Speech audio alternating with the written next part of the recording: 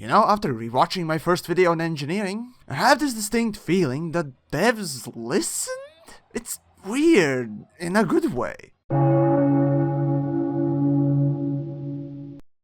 So, Engineering 2.0 or Engineering Reworked, call it what you will. Devs yet again need feedback, this time on the game-breaking feature that they probably tested very poorly, if at all. For proof, I suggest you watch Rinsler's video on Heelys, that was simply put, tasteful.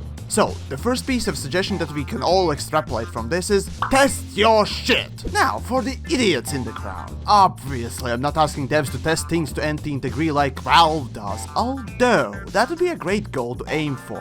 What I want is not to have game-breaking things like healing beings being able to overpower damage output of the fucking station. And that's only one example. Any game tester, designer, or, well, developer in general should expect players to be complete dicks, trying to get in any open orifice, even if it's an electrical outlet. Your task is to make and enforce the rules so they don't zap themselves. And no, banning people for using the in-game rules set is like having creator of Monopoly come to your house and then beat you shitless for obeying the rules, but not in the way you imagine. Well, sure, USSR was basically that, but is this game called Let's Emulate the Cold War? So then, the new system for engineers will be notably different from what it is now. And there goes off the first issue. Because the current system is so dependent on RNG's crusty old dried up spunk, changing a game feature like this can be done only very slightly, if you don't want to have any heavy backlash. Because all that RNG is like meth, and see, it's rather addictive. I personally would have no issue having my modules reset. Well, mostly because I hate the profit RNG so much, I want to impale the fucker through his asshole. But I can see how some select bunch that spend thousands upon thousands of rolls and therefore time in this system would feel cheated. And they would be right. Taking away their modules / rolls would make their time spent in game meaningless. So grandfathering, a term that makes me think of some kind of porn fetish rather than a game feature, is a half measure to mitigate this. Whether it's good or bad, I can't say because, well, it's only theoretical part of theoretical thing. You know, much like Star Citizen. Yes, can someone bring ice water? I think we got a burn! Anyways, grandfathering means that the new upgrades will have to be better than the old ones. No exceptions. Otherwise, everyone with granny porn, grandfather modules, will just steamroll everyone else. So yeah, engineering needs to be even better now. I already call engineering a game-breaking feature for obvious reasons, so this, I'm not so sure if it's a good idea. For single player, yeah sure, but multiplayer, well, the only thing that I can say to that is balance will be a bitch to deal with, and we'll have game designers sitting at a desk looking at a spreadsheet like an accountant wishing for a quick and painless death while balancing it all. But it has to be done, Bob! Do you want Karen to go insane too? Think of Karen, Bob! Okay, so let's talk changes to materials themselves. There are none. Yes, you'll have to float in space for hours for RNGs to finally spunk out a high-grade emission signal source for that juicy last level upgrade. In fact, I'll force you to enjoy that time right now, so you get the perspective here, because it really feels that some developers don't play the game they're making. Okay, sorry. I can't do this to you. I'm not a cruel, soulless asshole. But TheYamiks, they're planning to introduce material exchanger. Okay, how will that be exploited? Because let's be honest, if finding space crack, again, for some select few, has been a breeze, then think of how easy it'll be to get lower tier materials and just exchange them. Sure, in bigger quantity, but if they're easier to get, then less time will be spent nonetheless. And another thing we are thinking of is doing away with material limits. Well, sort of. Honestly, the whole thing of having secondary currency for rolls just doesn't seem that great. Some have suggested just giving out rolls as mission rewards and so on, but you know what? Materials just complicate things, and really, the system doesn't need more complexity. And after saying it all, yes, I'm not suggesting any solutions, but then again, it's not my job to spend my time to do theirs, now is it? The fact that material RNG side won't be changed tells me that we want to still have players do this for hours if they are to play the game the proper way. Really? The amount of randomness going on to collect data or materials for engineers is so great. It feels like the second coming followed by the third and the fourth coming, right in our faces.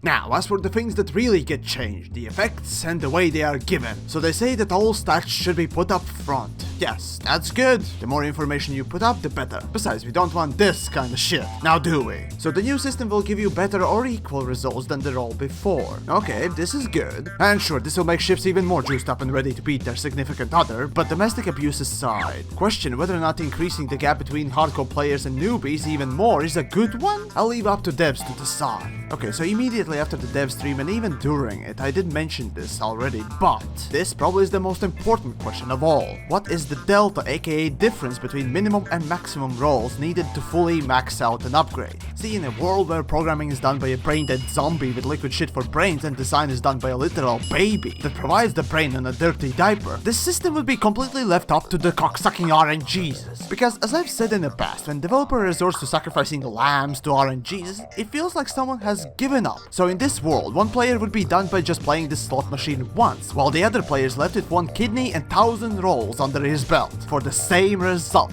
To put it bluntly, the bigger gap between minimum and maximum rolls, the bigger influence that Pimp RNG has. While randomly generated reward is that spice in our food. When the food is nothing but the spice, everyone ends up the next day making their toilet bowls into war zones. And while I love to do that, especially to other people's white thrones, even I resort to doing that only a few times a year. I personally will always take fair yet predictable reward system over a potentially exciting yet random one. And sure, there can be a good middle ground somewhere, but considering that we are not interested in changing again this, I will accept nothing but less than a single % delta between minimum and maximum rolls. So those with kindergarten degrees only, that would be 1 roll difference out of 100 rolls between players at maximum. I much rather have a system where you incrementally improve your gear over time than look at someone in game and be jealous and toxic because they finished the job in half the time I did. And yes, this is true, people do get jealous over these things. So, do we really need more bile coming from forum dads and wannabe tryhards? As for secondary effects, if you can freely use materials to add new one without rerolling the main effects, that'd be great. Plus, using materials to generate them, yeah, that sounds like a neat idea. Now, in the end, like a typical dead horse that I oh so much love to beat,